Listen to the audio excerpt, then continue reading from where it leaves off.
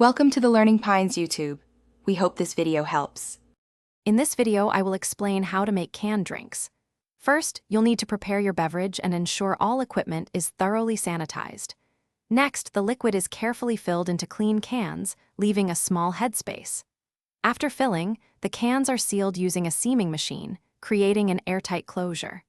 Finally, the sealed cans undergo heat treatment, like pasteurization, to eliminate microorganisms and ensure a long shelf life. This comprehensive process ensures your drinks are safe and delicious. Preparing your beverage correctly is the first critical step.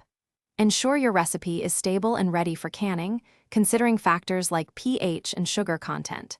Next, meticulously clean and sanitize all equipment, including the filler and cans, to prevent contamination.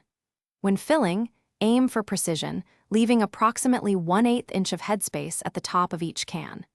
This space is vital for expansion during heat treatment and proper sealing. Maintaining a consistent beverage temperature during filling also helps ensure product quality. After filling, the next crucial step is seaming, which creates an airtight seal.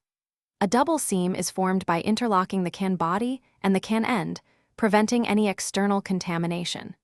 Proper adjustment of your seaming machine is absolutely essential. Even slight misalignments can compromise the seal's integrity.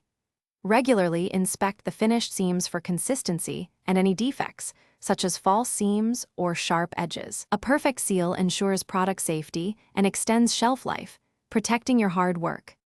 The final critical stage involves heat treatment, such as pasteurization or sterilization, to eliminate any remaining microorganisms.